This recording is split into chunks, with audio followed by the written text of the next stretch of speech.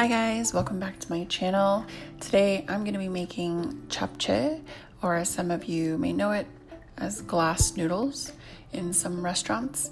So this dish is typically eaten at Korean Thanksgiving, but these days I know is served in a lot of restaurants, Korean restaurants, as a side dish. So let's get into it. So ingredients are pretty simple. These are the glass noodles or sweet potato noodles you can pretty much find at any Asian supermarket.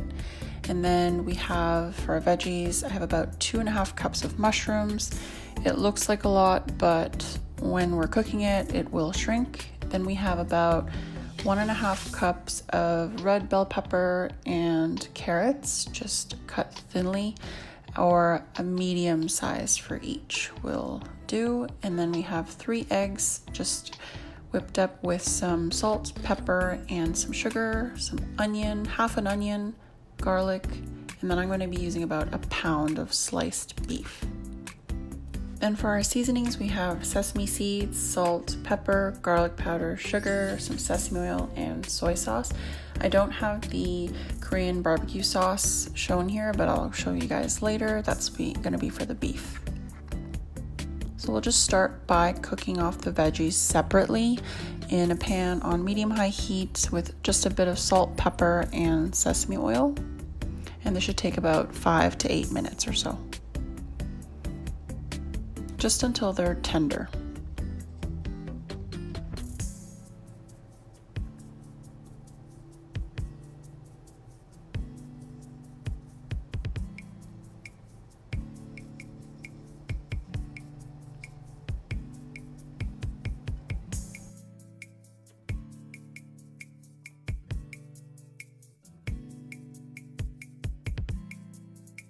With the mushrooms, it may take a little longer. You just want to make sure you cook out all of that water that comes out.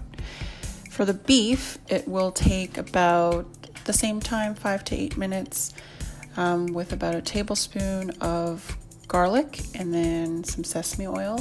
Because it's so thinly sliced, it cooks pretty quick, and you're just going to basically cook this off until you don't see any more pink.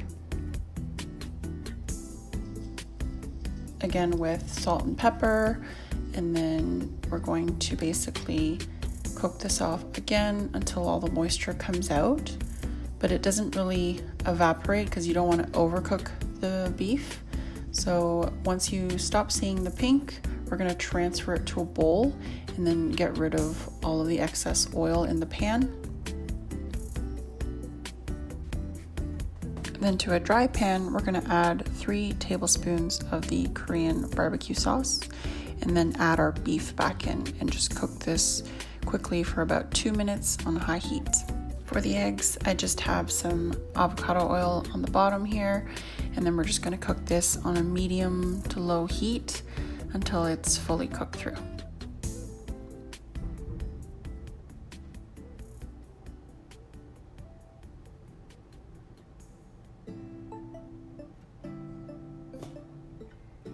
Now, as we wait for our pot of water to boil for the noodles, we're going to make the sauce for it. Pretty standard sauce using these ingredients here.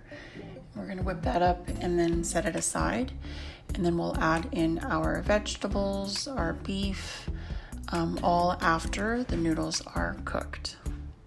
So to a cup, you're just going to add about 1/2 cup of soy sauce. Then we're adding in 3 tablespoons of sugar, a tablespoon of sesame seeds, and then 2 heaping tablespoons of sesame oil.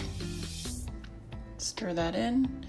Then instead of adding more white sugar, I opted for some agave syrup, and I put in about 4 tablespoons. You can also substitute honey here as well. Try it as you go along. Basically, you want to achieve a sweet and salty taste. Not too sweet, not too salty, somewhere in between. Lastly, I'm adding some garlic powder. We'll stir this and set it aside. As for the noodles, they only need 6 minutes to cook, and you're just going to cook this until tender. Then we're going to drain it, rinse it in cold water to get rid of the starch water, and then back into the same pot with about a tablespoon of sesame oil on the bottom, just so it doesn't stick to the bottom. And then we'll add in our sauce, a third at a time, just so it coats evenly onto the noodles. After I place the noodles back into the pot, I put another tablespoon of sesame oil on top, just so everything is coated in the oil evenly.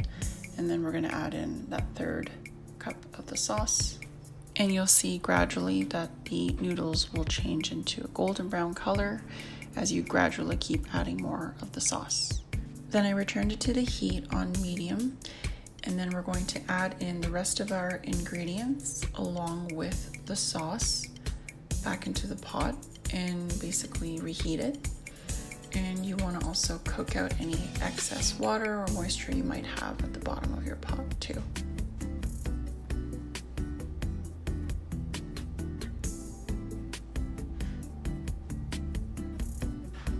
And then you'll add the rest of the sauce as well. The mushrooms I add last, mostly because they get mangled if you put them in first. And then we'll have our eggs for our topping. And there you have it, your japchae. This can be enjoyed pretty much anytime as a full meal or as a side dish, and also a nice healthier option for a noodle dish. I hope you guys liked the video and stay tuned for more.